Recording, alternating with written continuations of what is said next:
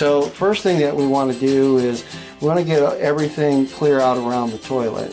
Then the next thing that we need to do is we need to turn off the water supply. And that's normally found in a hose that's on the side of your toilet.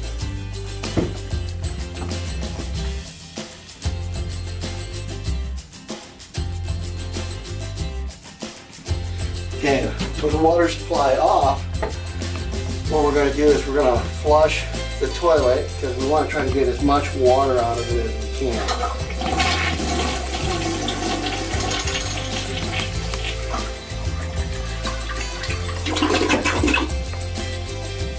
And we'll take the back of it off to make sure it's not refilling, make sure that the valve is not leaking, and it's not. So we're going to try to flush again.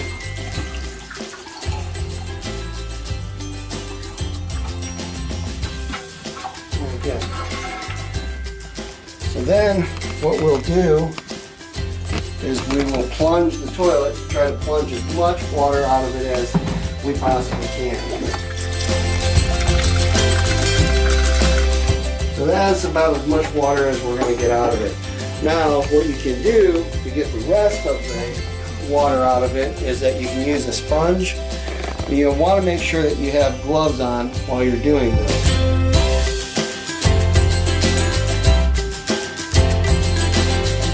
So now we've got most of the water out of the toilet, and now we're going to look to take the Johnny bolts off the side.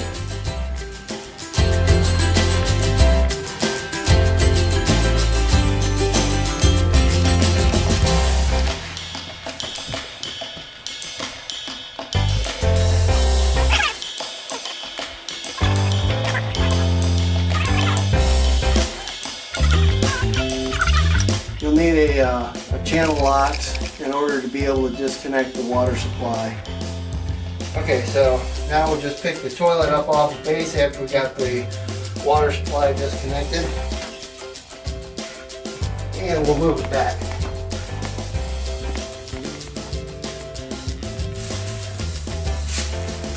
Okay, for the next part here, we want to make sure that we remove the old wax ring that's in place there. Some of it will be on the bottom of the toilet. You want to get it off of there. You want to clean this up as good as you can.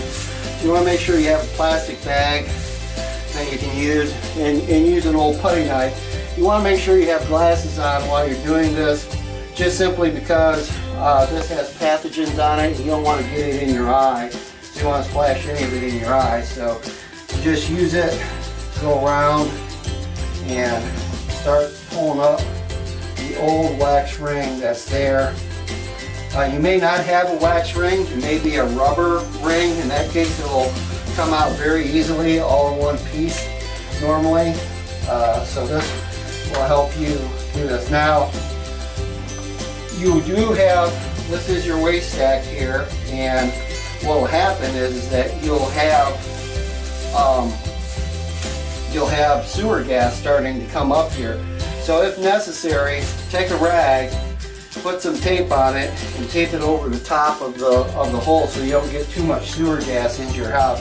But normally for as much as that we're going to be doing this, you should be okay without having to plug that up. So the very first thing that we need to do is we need to put the extension hose on for the water supply. So I'm going to do that right now. You have two sizes. The one side goes up into the toilet, the other side goes into the wall or into the floor, wherever that is. And there is no silicone seal. This is self-sealing with a little rubber seal on it. So you should just need to tighten it up and make sure that it's a little more than hand tight.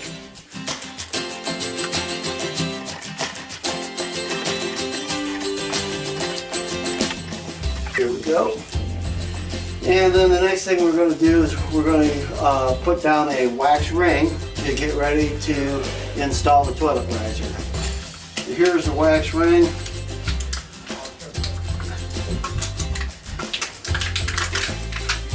We're taking out the coverage.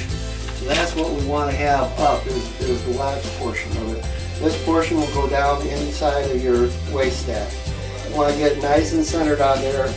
Just press it down ever so slightly so it sticks a little bit there. And then the other thing that we want to do is we want to take our extended Johnny bolts and we want to place them inside the slots on the toilet ring.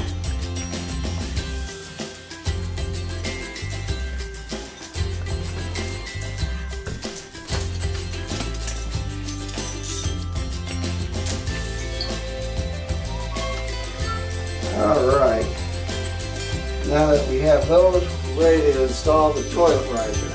Okay, now we're going to use the toilet riser.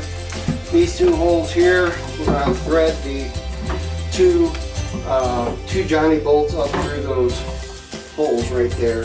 So this can be a little tricky.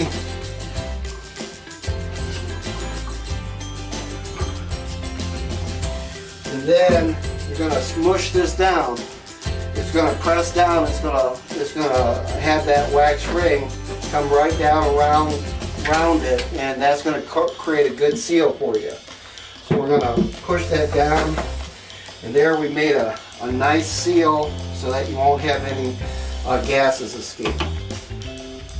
Okay, so now we have the wax ring that's installed on the top. What I'm going to show you is how to also install the 19.4 inch toilet riser, and that means that it's 19 inches from these Johnny bolts to the front of it, and it's an adjustable toilet riser to fit larger toilet faces. Okay, so this is the toilet riser apron, and it's used for bigger toilets. And so what you can do is you can place this right on top. If you have a larger toilet, it can come out towards the top, and you have some adjustment here that you can adjust it back and forth to be able to fit your toilet much nicer. Okay, so what we're going to do now, we're going to take the toilet and we're going to install it on the base. Normally good to straddle your toilet when you're doing this and pick it up and just be able to eye it in over top of the two Johnny bolts.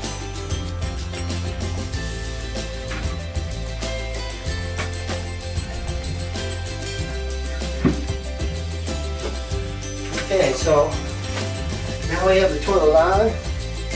We want to make sure that it's somewhat centered on the base. Then we want to go ahead and push it down. And there we are. We're solid. The base is down. And now all we have to do is install the Johnny bolt on the sides of it. Alright, so now what we have to do is the Johnny bolts are sticking through. We have to put the nuts and the bolts on either side of the toilet. Alright, so now what we're going to do is we've got it down. We're going to tighten it up. You don't want to over tighten it because you'll crack your toilet. Just needs to be a little more than hand tight. So once you snug it up, just like a quarter turn past that. Now we need to connect the other end of the water supply line into the back of the toilet. And that's what you're seeing right there is the bottom side of the toilet. Okay, with the Johnny bolt you can get beauty covers for your toilet. You'll have to cut the Johnny bolts off with a saw, and you can do that right there. Sawzall is normally the best way to do that. And now we've got our toilet water supply line all hooked up, and we need to turn on the water. That's right there at the water valve, and that should fill up the toilet. Okay, so the water's filling up, and it'll shut off when the float rises up, and that's the float right there. And then we should just wait a minute or two, and we should be ready for your toilet is being installed. Okay, so now your toilet riser's in, and the toilet is functioning as normal, and now you don't have any obtrusive toilet seat riser, nothing that you have to take on and off or clean. Just a nice, simple, clean installation. On the base of the toilet riser, you can put a bead of caulk around that in case your toilet overflows, then the water won't flow underneath and rot out the wood underneath. So it's always a good idea to place a bead of caulk around there. It makes it much nicer and easier and a much more professional installation with a bead of caulk around the bottom.